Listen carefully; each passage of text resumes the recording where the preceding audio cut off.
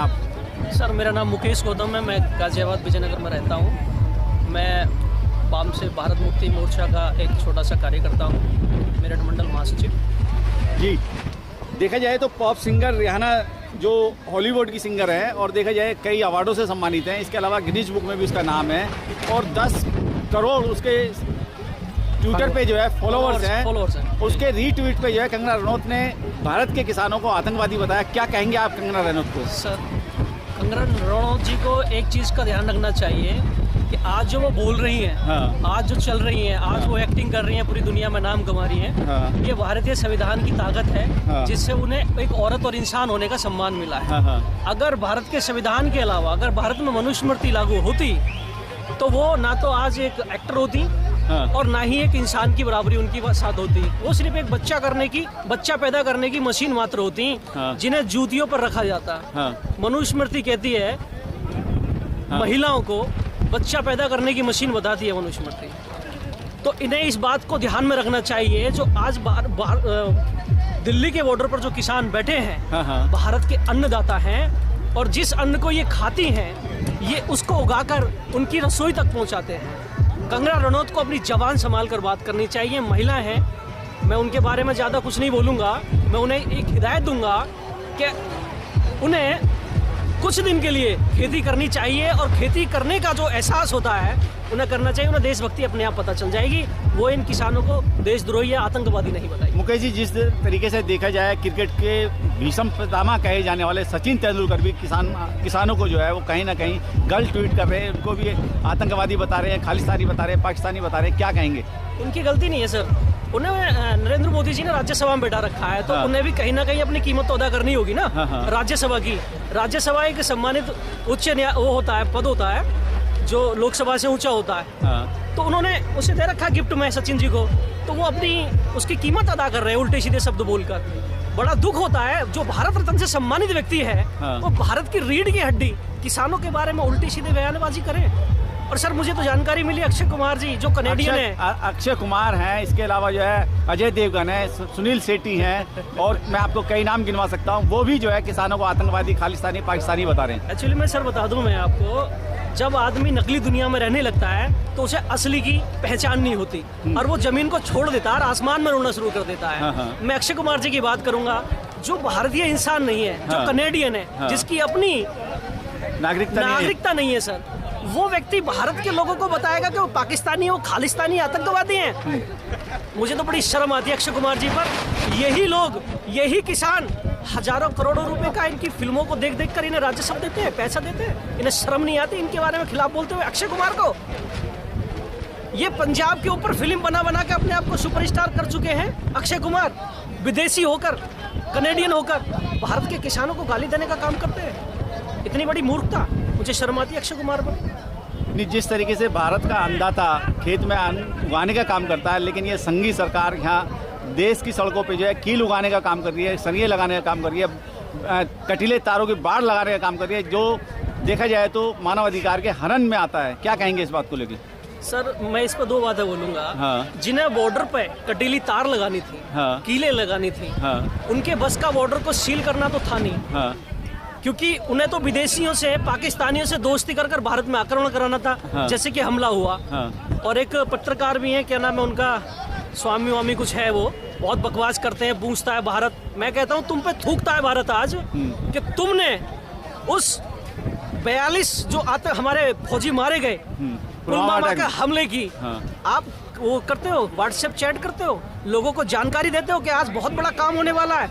आप देशद्रोही, आतंकवादी होने के बाद सरकार ने ही कराए हुए सारे प्रोग्राम थे सर, जो आज सरकार बॉर्डर को सुरक्षित ना कर सकी, आज उसने अपने ही देश में, अपनी देश की राजधानी के अंदर नेशनल बॉर्डर स्थापित कर दिया। जी, ये सरकार की नाकामी के सबूत है सर, चाहे वो कील हो या कटीले तार। नहीं, जिस तरीके से देखा जाए ये किसान आंदोलन जो है 75 दिन से ज़्यादा का समय हो गया, लेकिन कहीं ना कहीं ये सरकार, जिसको गूंगी बहरी कहा जा रहा है, मूक बधिर कहा जा रहा है, क्या कहेंगे सरकार को लेके? आप खुद एक युवा हैं। सबसे पहले तो मैं सरकार को एक धन्यवाद देना चाहता हूँ। हाँ। कि सरकार, तुमने बहुत अच्छा किया कि इन लोगों को, इन सोते हुए लोगों को आपने ये 3 कानून लाकर जगा दिया। जी, क्यों? 3 लोग कौन है? 3 कानून, इन सोते हुए लोगों को इन 3 कानूनों को लाकर जगा दिया। क्योंकि भारत में अब से पहले भी ऐसा नहीं है कि कृषि कानून ही गलत नीतियों से आया है, और मैं बहुत सारे कानून गिना सकता हूं आपको जो गलत बने हैं भारत के अंदर। लेकिन पीड़ा जब हुई कि जब कृषि कानून बनकर आए। ये लोगों को तो पहले होना चाहिए था, आज से 4 साल पहले रोड पर होना चाहिए था। मैं आपको कह रहा हूं, लेकिन कोई बात नहीं, दे रहा है दुरुस्त है।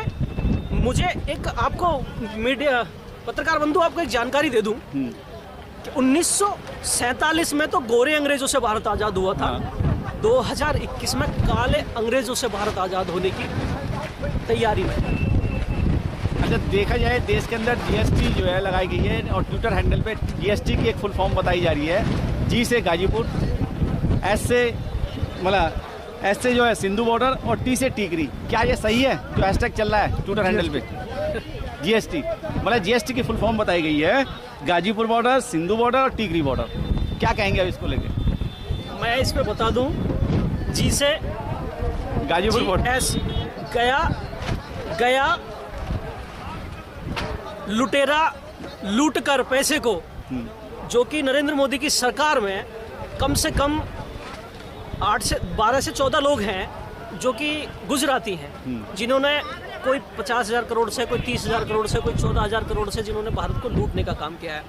जब से नरेंद्र मोदी की सरकार बैठी है सत्ता में, वो देश को लूटने का काम कर रही है, और ये उल्टे सीधे उल फजूल तर्क देकर लोगों को गुमराह करने का काम कर रहे हैं। ये जो हैशटैग है, कहीं ना कहीं इस सरकार के खिलाफ जो चल रहा है, गाजीपुर टीकरी या आंदोलन के पक्ष में जो चल रहा है, वो बिल्कुल सरकार के विपक्ष में है, और ये बिल्कुल सही चल रहा है। क्या आपको लगता है कि जो किसान 75 दिन से या सर्दी में, धूप में, बरसात में बैठा हुआ है, उसको न्याय मिल पाएगा इस सरकार से?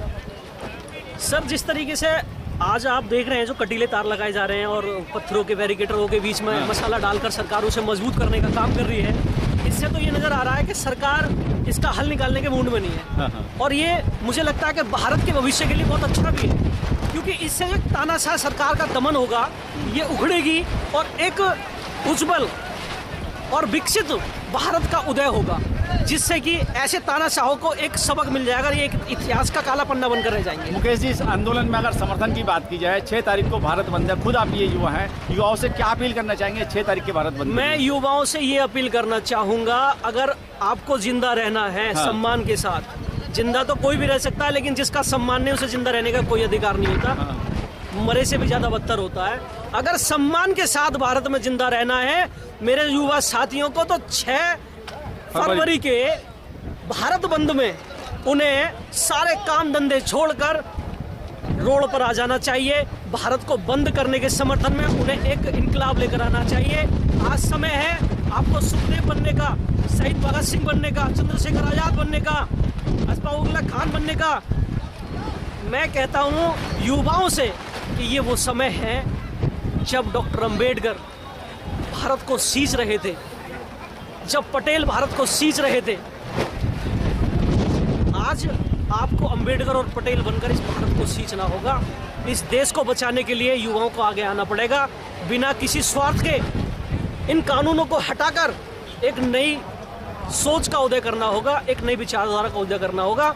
भारत के ऊपर जिस तरीके से आरएसएस की विचारधारा को थोपा जाता है, उससे देश का आज तक कोई भला नहीं हुआ। देश को जातियों के नाम पर, धर्म के नाम पर बांट कर देश को बेड़ा गर्क कर दिया गया है।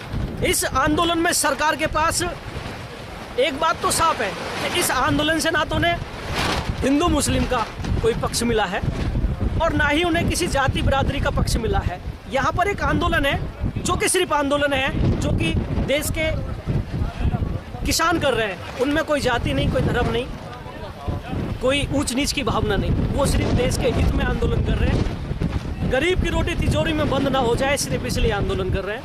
मैं युवाओं से अपील करता हूं कि 6 तारीख की तैयारी करें, 6 तारीख की तैयारी करें, और हर तरीके से मजबूत होकर भारत बंद को सफल बनाने के लिए अपना काम करें, रोड पर आएं। और ये जन आंदोलन लोकतंत्र को बचाने के लिए उतना जरूरी है जितना जरूरी पैदा हुए बच्चे को माँ दूध पिला पिला कर बड़ा करती है, उतना ही जरूरी लोकतंत्र को बचाने के लिए ये जन आंदोलन होना बहुत ज्यादा जरूरी है।